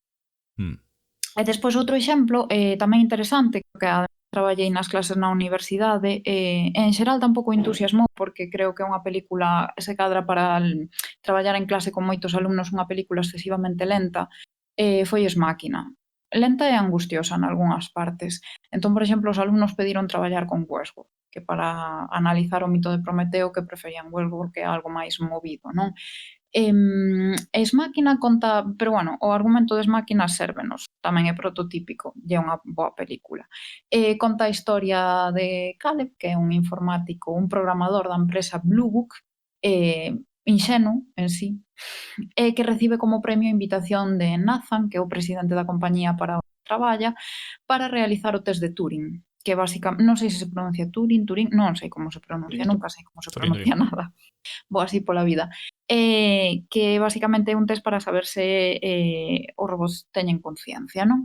O que pasa é que Caleb ten que facer co androide con inteligencia artificial ABA. Escollen a Caleb precisamente por algo, non? Porque é o prototípico, é a figura prototípica que temos do friki informático que non se desenvolve moi ben socialmente, e que non é moi experto en temas amorosos. Entón Ava empeza a xogar con el. E empeza, bueno, pois eso, finxe estar presa de Nathan, aí vemos o engano, finxe ter sentimentos cara a Caleb, entón consegue que finalmente Caleb a libere, porque Caleb acabase facendo co intríngulis do sistema de seguridade do lugar onde que se atopan, e Ava abandona o lugar deixando ali preso a Caleb. E ademais a Nathan, que é o creador, mata outra androide, que é similar a Ava pero asiática, con todo o que iso conleva, que ten o seu servizos sexuais incluídos. En todos os casos, o desenvolvemento da conciencia humana no androide que é tecnolóxicamente superior á bioloxía humana prodúcese, tanto no caso de Ava como no caso da outra androide asiática que parece non falar, parece non ter conciencia, claro, nos vemos maioritariamente a Ava e a Caleb interactuando. E ao final constatamos o engano de Ava e a Caleb. Pero, claro, é moi impresionante cando a Nathan o mata a outra androide, non? O asesina a outra androide. Porque a outra androide dá a sensación de que non ten ningún tipo de conciencia, nin moita capacidade de interacción máis alá de obedecer ao seu creador. Despois, o final da película fai pensar, porque ao final Ava escapa, non? Entón fai pensar en Ava solta polo mundo adiante e no que pode desencadear, non? Porque ao final desencadea pois a morte dunha persoa, iso por unha parte, e Caleb non dá a sensación que poida acabar ben ali preso, non? Dá a sensación de que pois non, o destino final. Se cadra, eu creo que Westworld quizá aquí sexa o paso máis adiante, non? Quero dicir, cando xa os robots empezan a matar humanos. Creo que de Westworld traballamos ca temporada, nada máis, pero creo que no final da temporada tamén se produce pois eso, a morte do creador e de todos os que pasen por ali. E que as segundas temporadas daban a entender pois eso, a vendetta contra o ser humano. Bueno, aí eu teño que precisar unha cousa, que máis que vendetta hai como unha especie de programación ou de código que inclúe o creador nos androides e deixan a idea de que igual a intención do creador precisamente esta rebelión. Vale, é que eso quedaba no aire na... Bueno, e ademais quedaba no aire, pero eu non seguín vendo Westworld. Non... É interesante a comparación entre Ex Machina e Westworld precisamente por isto, porque as dúas son basicamente a mesma historia. Prácticamente a podes esquematizar do mesmo xeito, pero o foco en Ex Machina está máis no robot, o sea, quen fai os xiros de guión, por decirlo así, é a robot intentando liberarse. É unha peli de escapar dunha prisión, basicamente, de alguma maneira. Mentres que en Westworld o foco está colocado sobre o creador. O sea, é máis unha película na que o creador ten toda a información e vai na dosificando devagar. Entón, basicamente é interesante porque son a mesma historia, pero colocando o foco nun punto ou noutro, basicamente xéneros diferentes. Podes contala de novo e ser interesante de maneiras diferentes. Sí, non sei, eu sei que os propios alumnos pedían algo máis. Eu creo que pedían máis de... Pedían ver a Anthony Hopkins actuar. Sempre un... É que vale a pena, Tal. Non sei, Westworld tamén tiña plot twists interesantes antes de que chegasen, porque creo que hai un... Alba. Pero... Alba, nada. Nada. Nada, pensei que te perdíamos na rede. Sí. Vale. E nada, bueno. Xa para rematar, eu quería falar dunha clasificación, creo que se decía Piaget, que fai unha clasificación que se pode aplicar tanto como a robots sobre a percepción que ten o ser humano. Non? Alba. Espera un momentiño, a ver se a conexión túa... Non se me escoita. Mais ou menos. Ahora sí, a ver, dalle aí. Dalle rápido así a calificación e... Vale, pois simplemente falar da clasificación de Piaget, da relación que establece que pode ser de fobia, de manía ou de filia. Por exemplo, na película sería de fobia porque Will Smith ten moi claro que os robots son inferiores ao ser humano, non? Polo accidente que el sufriu do que xa falamos. Logo, a catalogación sí que é certo que cambia con respecto a Sony, ao final da película, e o que hai é filia, que é unha admiración mutua entre os humanos e outros. que é o que lle ocorre a Caleb con Ava en Ex Machina, non? Que hai admiración mutua. En ningún caso a catalogación é de... O sea, hai filia é de manía. É dicir, que sexan considerados seres superiores. O sea, a fobia sería inferiores, a filia e a admiración mutua e a manía sería consideralos pois seres superiores. E creo que aquí podemos finalizar. Vimos varios exemplos. A verdade que está guai porque os coloca como se fosen personaxes normais e entón podes relacionarte con eles. Non sei. O sea, basicamente filia, fobia ou manía é un pouco as relacións que podes ter coas persoas tamén, non? Sabes un pouco. Sí. Hai unha... Estos días, non, cando vemos os podcasts ou YouTube ou iVoox, non, algunhas veces pues, mandades algunha mensaxe, non, de se queda algunha cousa no saco, por dicir, ou algunha historia, algún exemplo, non, que se vos ocorra a vos cando falamos dos temas, pero que como queredes que falemos se o tempo voa, non, en plan, é moi difícil, verdade, Rodicio, verdade, compañía, de que realmente nos tratamos algúns, pero sabedes que levamos 1 hora e media falando e ao final, pois, tratas os que podes, non, 5, 4, 3... Porque realmente eu creo que todo, calquera cousa, a máis pequena, sempre ten algo do que sacar. O sea, sempre é interesante todo, non? Entón é complexo sacar cousas. Por exemplo, estas alturas do programa, diredes vos, ainda non falastes de Terminator. Pero non vos preocupedes, que xa vou solucionar eu. Pero é verdade, non? Terminator, Skynet. Probablemente a inteligencia artificial máis coñecida contra a rebelión das máquinas dentro da cultura pop, non? Terminator, probablemente o cibor ou robot ou androide máis coñecido a hora de matar a humanidade ou intentar exterminala. Eu son un puto fanático de Terminator. Falamos dunha cousa, falamos dun, eu xa digo, icona da cultura pop absoluta. Xa é Schwarzenegger, é un actor absolutamente pop, pero falamos de algo que, como din, están hasta nas cancións de Malandrómeda, non? Dicir, os ollos de Terminator. Pero é así, non? Ata aí chega. O sea, todo o mundo sabe que os ollos de Terminator son vermellos. Non hai lugar a engano. E a verdade, Terminator é unha saga que é un despropósito, non? Totalmente a das películas e tal. Non sei se algunha vez, bueno, non sei se sabíades ou sabedes que hai cómics de Terminator de Dark Horse bastante interesantes, algúns das historias, non? Amplían a historia original, o material e tal, e algún, a verdade, está ben escrito e ten historias moi interesantes. Tamén esa mesma editorial sacou cómics de Alien e de Predator, todos bastante recomendables. Pero, claro, falar de Terminator. Terminator eu creo que é o robot malvado por antonomasia, non? A máquina enviada por unha inteligencia artificial tamén, neste caso Skynet, ao pasado para matar. O plan é totalmente absurdo, sempre o direi. Aquí Skynet pode ser un robot, pero non ten puta idea, porque é malísimo, dáselle fatal facer plans, porque todos os que fai fracasan, e ademais é ultra enrevesado. Mandar un cibor ao pasado, en cualquier lado do mundo pode aparecer para intentar aniquilar. Eu sempre dicen que ten moitas lagoas ese plan, pero así o sigue intentando Skynet.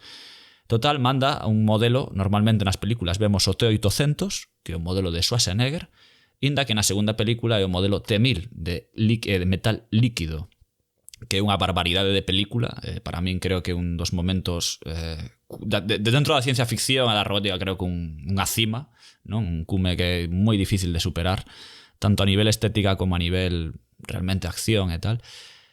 Pero sorpréndeme como se mestura todo isto, non? Como o señor James Cameron nese momento consigue mesturar viaxes no tempo, consegue tamén traer ao tomar do robot malvado, non, a rebelión das máquinas. El constantemente na película fai esa alusión. Isto logo é ampliado, non? Incluso chegamos a estar nese futuro onde estamos en luita perpetua coas máquinas, onde vemos incluso novos modelos e tal.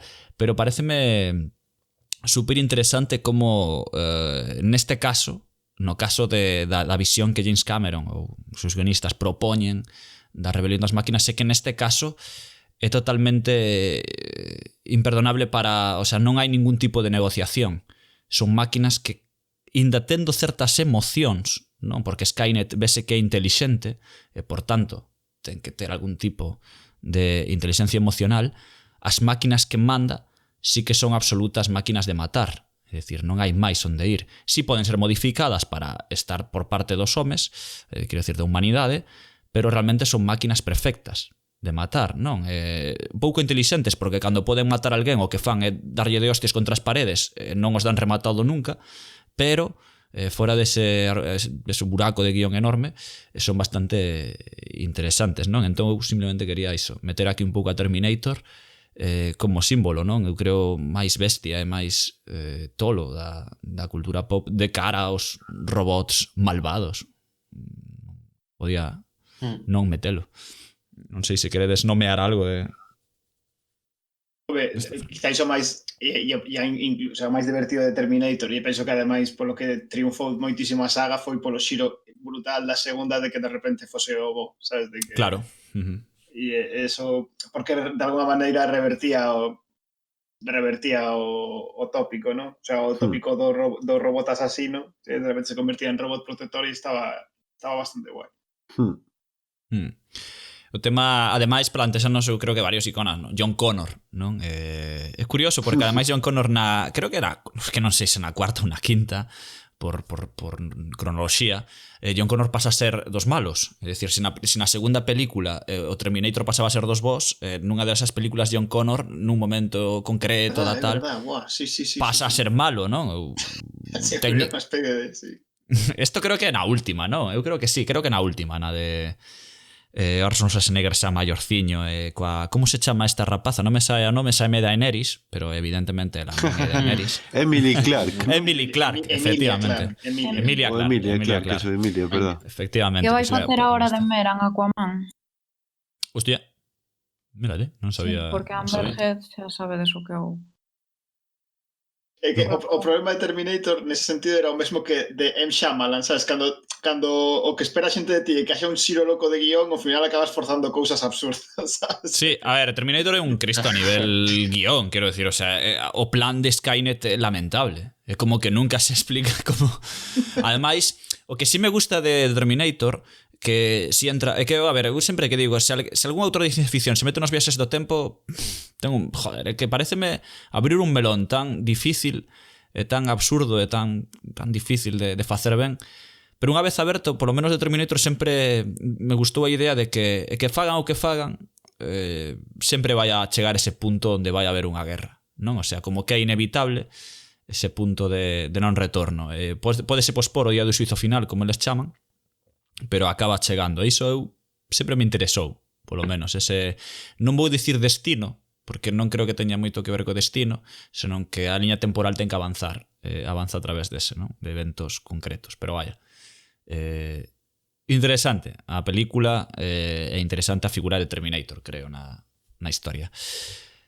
Entón, para mencións de honra, antes de continuar, creo que a última palabra vai na ter aquí o señor Rodicio, porque creo que ten unha última, como se di, aportación filosófica interesante, ou filosófica festiva, erótico festiva, pero mencionar que tiña por aquí unha serie de cousas, Darío, que me fastidia non mencionalas, non? Pero por suposto pensamos en HAL en algún momento, non? De bueno, AN e HAL, non? Paradigmáticos polo sadismo que mosan como robots, é certo, que chegan a torturar humanos.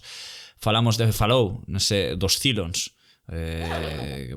gran melón, creo, para abrir, pero xa vos digo, non podemos, por desgraza, abrir todo. Pero Darío, se queres ti mencionar algo moi concreto, adiante con isto, escoller algo de lo que tes por aí anotado.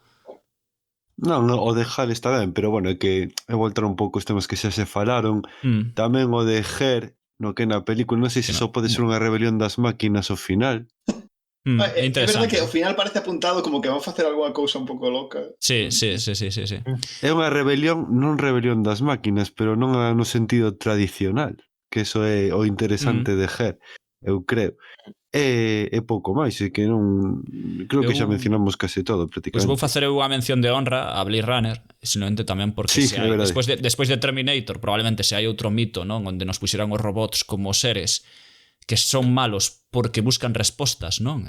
O que fai ao longo de toda a película o señor Roy Batty, non? Que acaba con aquel discurso maravilloso. Creo que foi improvisado, ademais, por parte do actor.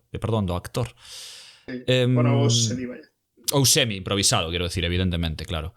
Non foi así que apareceu a cámara e empezou a narralo, non? Pero o que quero decir é que tamén vese que bebe, non, de certos mitos, non, que xa mencionamos hoxe, non, ou de temas de humanidade que busca o robot, non, e que vai pasar, non, coas respostas que acha no mundo que o rodea, porque ademais esas respostas en ningún momento a Roy lle serven excesivamente.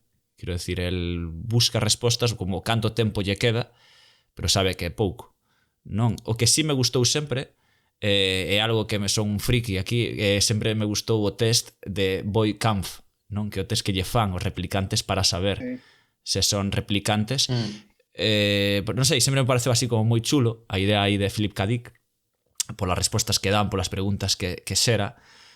Pero tamén moi hipnótico, non? Moi hipnótico, exactamente, non? É genial, pero por suposto sempre está a idea, non, dese, bueno, na versión do director sabemos que é un replicante, non? Logo respondido tamén na versión, perdón, na segunda parte de Blade Runner tal, 2049, creo que iba a decir 2077, Darío, en honor a chupito, pero non, falaba do policía, non, de, hostia, Deckard, o axente de policía Deckard, que na versión do director non queda dúbida de que é un replicante, pero na versión que chegou aos cines primeira non está moi claro, non? Pero tamén afonda nesa idea, non, da humanidade, si que como diferenciarse, somos un robot ou somos un humano, non? Así que nada, dito isto, darlle a palabra ao señor Rodicio que finalice con esta sección e logo xa pois despediremos, non, o asunto. O sea, penso tamén que se parece interesante que tiña por aí apuntado Pablo o de a invención de Morel, que creo que pode un pouco fiar xusto co que quería comentar eu cara ao final. Non sei se querías falar un pouco do libro este, Pablo. Sí, eu apuntar un pouco como un precedente da idea de inteligencia artificial, en da que a posterior a reflexión dos robots de Chape, que estas cousas, non? Porque o interesante desa novela é que formula unha idea de tecnoloxía pre-inteligencia artificial que se basea no gramófono, non? Entón, a cousa é que hai un mecanismo que grava toda a actividade nunha illa durante un día, penso que, mais nese proceso de gravado mata a todas as persoas que viven nela, non? De tal maneira que están condenadas a vivir como fantasmas repetindo as súas accións. E ben, é unha historia de náufragos, dun home que naufraga nesta illa e que namora dunha destas fantasmas e finalmente decide el tamén borrarse con ese gramófono, non? E facer parte desa trama infinita. E parecía moi interesante, non? Porque non está nin a inteligencia artificial propiamente dita, nin tampouco a idea de maldade, mas aínda así mostra como, aínda cando neste momento, nos 40, en que non había a tecnoloxía que temos hoxe, polo tanto non había os mesmos medos, sí que estaba esta idea básica de como a tecnoloxía permitiríanos poderíanos levar a desaparecer, que habería despois, a preocupación polo automatismo tamén, que ao final é o que está detrás do pensamento do robot. En fin, unha obra en calquera caso moi recomendable, é de Bioy Casares, e dela dicía Borges que era unha novela probablemente perfecta. Eu penso que tiña razón. Moi, moi boa. Sí, é que, mira, é que máis me cadra moi ben porque precisamente o que para un pouco como idea de quizás de final, para abrir un pouco máis preguntas que dar respostas, un pouco que facemos tamén sempre no Baleiro, era esta idea de que vimos hoxe falando de moitos exemplos e en moitos casos o que falamos de robots son eso, reformulacións do mito de Prometeo e basicamente sempre son robots que son máis ou menos humanos cos que temos algún tipo de relación conflictiva, non? Ou máis ou menos conflictiva, basicamente se intenta independizar de alguma maneira de nós. E en cambio, a idea do robot ou a idea de que a tecnoloxía ten unha relación conflictiva connosco pode ser moito máis rica pola vía do sutil. Mencionamos algúns exemplos, non? O que puñes ti de Rain World, esa especie de reinterpretación quizáis de Matrix tamén podía ser interesante. E penso, por exemplo, tamén que algunhas series como Black Mirror tamén intentaron de alguna maneira en algúns capítulos falar desa especie de alleamento que ás veces sentimos coa tecnoloxía e que de alguma maneira tamén é como unha especie de revolución da máquina, pero da máquina sen consciencia, na máquina que simplemente te perturba porque está aí e é algo que non es ti, sabes, como o non ti. E en cambio, por aquí, xa un pouco xa de pincha carneiro, penso que a veces a ciencia ficción funciona peor para falar desto, porque fala como unha especie de futura perturbadora que vai existir no futuro, cando en realidade é unha cousa que funciona mellor co realismo porque é unha cousa que xa podemos sentir no presente. E quería mencionar aquí un pequeno un libro de contos que saiu no 2014, creo, hai uns anos, de Ramón Vilar Landeira, que é un autor galego, que se chama Os televisores estrábicos. E un libro de contos moi variado, onde hai tocanse moitos temas, pero curiosamente hai varios contos onde eu percibo precisamente este tema en concreto da tecnoloxía que te perturba sen ninguna razón en concreto. Simplemente decataste de que tes unha relación cunha cousa que é inerte e que de alguma maneira te está ameazando simplemente porque non es ti. E, por exemplo, no conto que dá título ao libro é un conto onde simplemente estás seguindo a unha xornalista que chega a París, vai a un hotel e cando chega ao hotel síntese moi nerviosa vendo a televisión porque sinte que a televisión é unha cousa rarísima coa que non debería estar tendo esa relación de obxeto observado. E acaba aí, xa, sin máis. O sea, é un conto que simplemente vai desa sensación. Ou noutro que se chama As mantas eléctricas, onde conta unha historia en ton realista dunha muller que foi perdendo membros da familia, ou ben porque morreron ou ben porque viven lonxe, fala da súa soidade, pero remata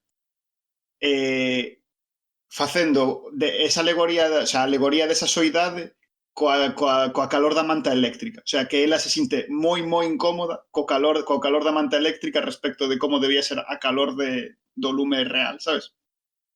E non sei, pareceme como, de novo, novas vías que podían ser interesantes para falarmos da nosa relación conflictiva coas máquinas, ou non tanto coa tecnoloxía, sino simplemente coas nosas creacións. Por exemplo, bueno, para lanzar preguntas un pouco, non é necesario a ciencia ficción, non? O sea, non é mala o algoritmo de YouTube que de repente cambia e deixa na ruína a moitos youtubers que fixeran deso o seu modo de vida? Ou é malo o Twitter cando acabas enganchado durante demasiadas horas ao día? Sabes? Este tipo de preguntas creo que teñen sido pouco exploradas pola ficción cando poden ser moi interesantes desde o punto de vista dramático. Hai un documental de Netflix, de feito, sobre este tema en particular, do algoritmo. Bastante chungo. Non digo que este malo documental, senón que a sensación que deixa é bastante turbia no corpo. Sí, iso é certo. Das horas que pasamos, non? A importancia evidente que se lle dá a estas historias.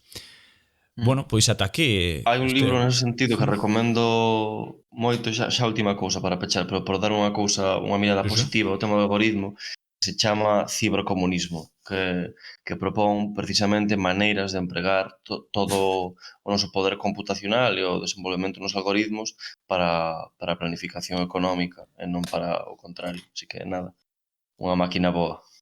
Unha máquina boa. Pois terminamos con unha boa, non? Para deixar o bo sabor de boca. Aos nosos ouvintes, decirlles que teñan cuidado coas máquinas malvadas, non vai a ser que atopen algunha na súa vida, se esa unha máquina expendedora ou se é unha cafetera que non fai ben o café. Deixámolo aquí, dentro de 15 días volveremos por estas terras, volveremos a entrar no Baleiro Perfecto con algún nova temática. Neste caso, se foi de ciencia ficción, nos seguintes xoves que cando se estrella iso poderedes escoitar cousiñas de fantasía.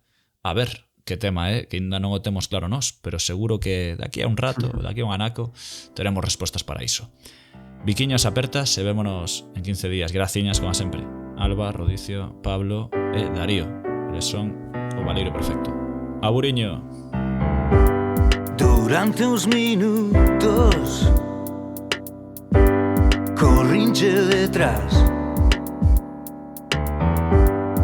Urano, Saturno, Xúpiter, non sei onde estás.